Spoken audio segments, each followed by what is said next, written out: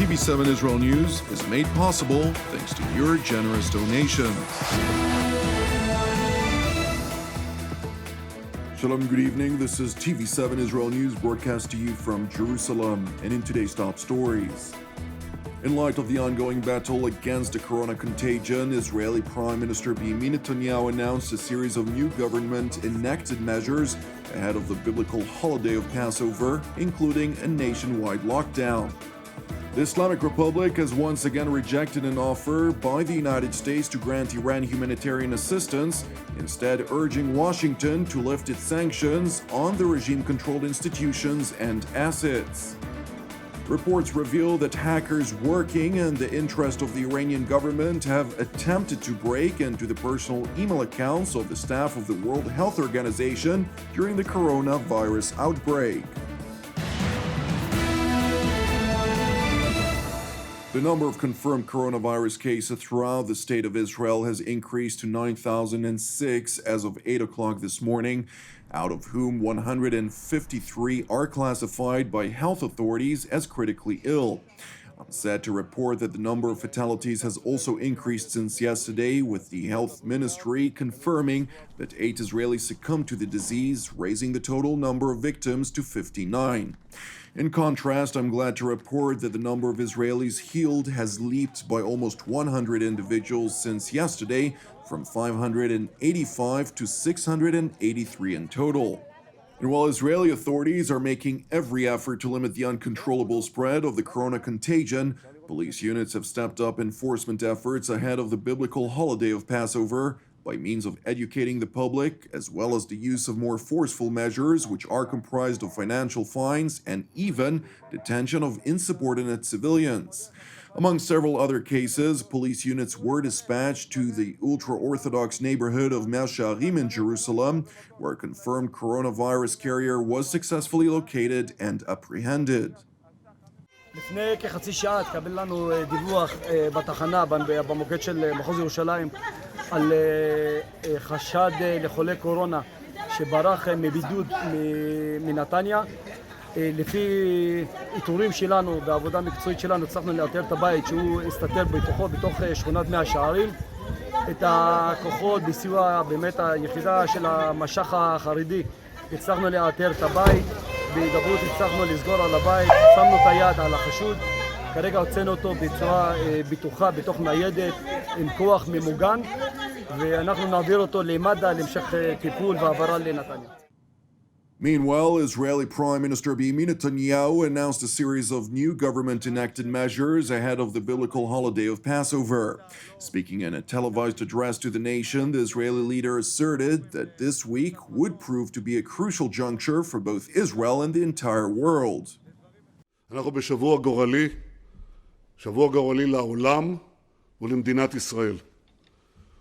הוא גורלי כי בקרב הבלימה מול הקורונה הימים הללו יקבעו את הכיוון, התקדמות או נסיגה, ולאנשים רבים חיים או מוות. Netanyahu insisted that while the situation of the Jewish state is far better than almost any country around the world, Jerusalem cannot be complacent, as there are no shortcuts when it comes to the health and lives of the citizens of the state of Israel. הסופה הפראית הזאת של פעם ב100 שנים גובה קורבנות ברחבי העולם, גובעת קורבנות מכל שכבות העמים, כל חלקי העמים, בלי הבחנה, והיא מזעזעת כלכלות במדינות רבות. אצלנו המצב טוב יותר, בזכות הצעדים השיטתיים שנקטנו ושאנחנו נוקטים. בפירוש יש מגמת שיפור. אבל מי שחושב שאפשר לסיים את המשבר של הקורונה בזבנג וגמרנו, מי שחושב כך טועה טעות מרה. חוכמת הדורות שלנו מלמדת שיש דרך קצרה שהיא ארוכה, ויש דרך ארוכה שהיא קצרה. כשמדובר בבריאות ובחיים שלכם, אזרחי ישראל, אסור שיהיו קיצורי דרך.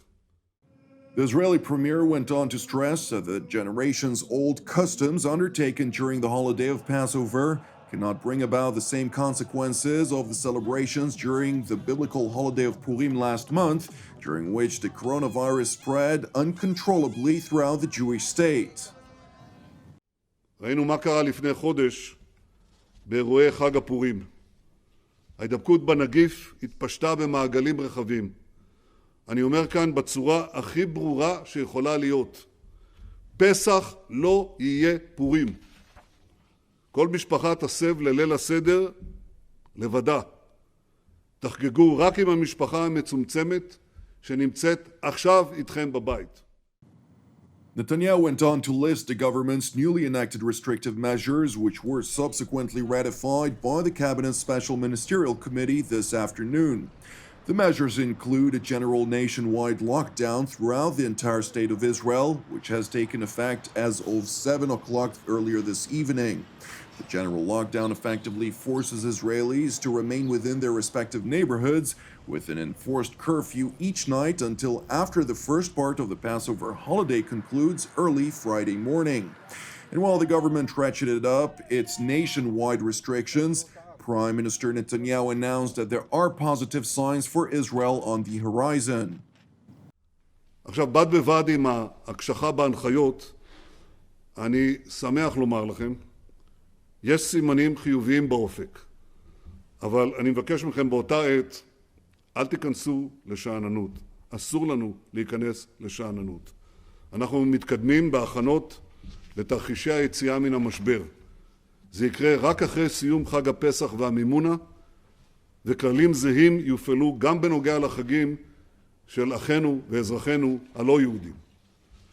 אבל יש אפשרות ריאלית שאם המגמות החיוביות בישראל יימשכו, אנחנו נצא בהדרגה מן הסגר אחרי חג הפסח והמימונה. בראש ובראשונה אזרחי ישראל, זה תלוי בכם. זה תלוי במידת מילוי ההוראות הקשות שאנחנו מורים לכם לטובת הכלל.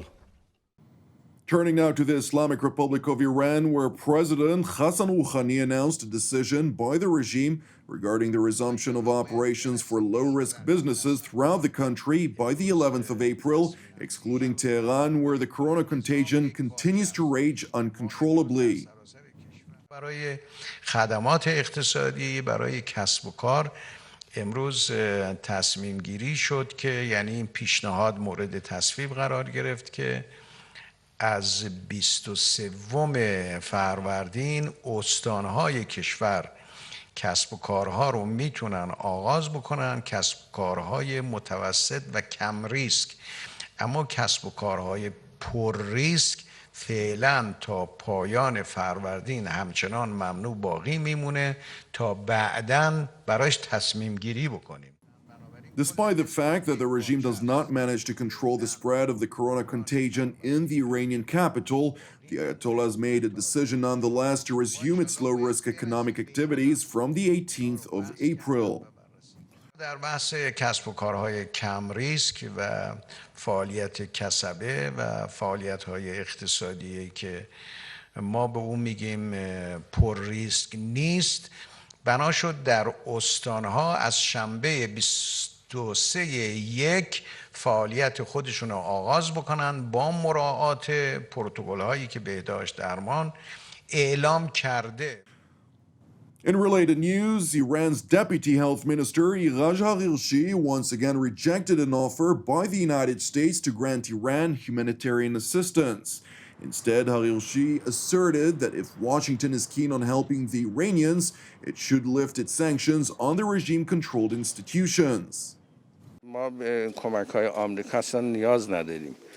آمریکا منابع خود ما رو آزاد بکنه، اینکه به ناحق و ناجوانمردانه استفاده ما از منابع خودمون در سطح بین المللی و انتقال منابع رو منع ایجاد میکنه و بانک‌ها و مؤسسات مختلف رو تهدید میکنه. اگه اون برداشته بشه ما با منابع خودمون و با استعدادهای داخلی خودمون مشکلات خودمون رو حل میکنیم و نیاز به دروغگویی و یاوه‌گویی کشور دیگه ای نداریم.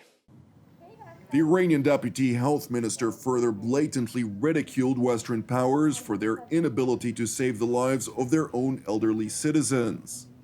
ما شرایطی پیش نیامد که مثل کشورهای اروپایی و امریکا که ادعای رهبری جهان و ادعای عضویت در 7 کشور صنعتی جهان دارن بگیم که آدم بالای 70 سال رو نبرید ICU، دستگاه بهش وصل نکنید. آدمی که بیماری دیابت داره یا بیماری قلب و عروقی اصلا دیگه دستگاه بهش وصل نکنید. ما مریضای 104 ساله و 95 ساله هم داشتیم که رفتن ICU و نجات پیدا کردن. And while Iran boasts of its ability to save the lives of its people, the London-based Reuters news agency reported that hackers working in the interest of the Iranian regime have attempted to break into the personal email accounts of staff at the World Health Organization during this coronavirus outbreak. And while it is not clear if any accounts were successfully compromised, Reuters cited 4 officials as saying that the Iranian hackers were clearly seeking information with regard to the outbreak of the corona contagion. The World Health Organization spokesman, Tariq Jasarevich, confirmed that personal email accounts of the organization's personnel were being targeted by hackers, but stopped short from confirming Iran's responsibility. Thank you for watching us. You can also watch us at tv7israelnews.com or at tv7.fi. For any comments, please send your emails to israelnews@tv7.fi. And in addition to our daily prayers for the peace of Jerusalem, as well as the peace and salvation of Israel, I would like to encourage you to join myself and the team here in Jerusalem to pray each day for a different country during those difficult times. So today we will start by praying for the peace and salvation of Finland. I'm Jonathan Hassan. Have a Erev Tov, and we will see you again tomorrow at the same time.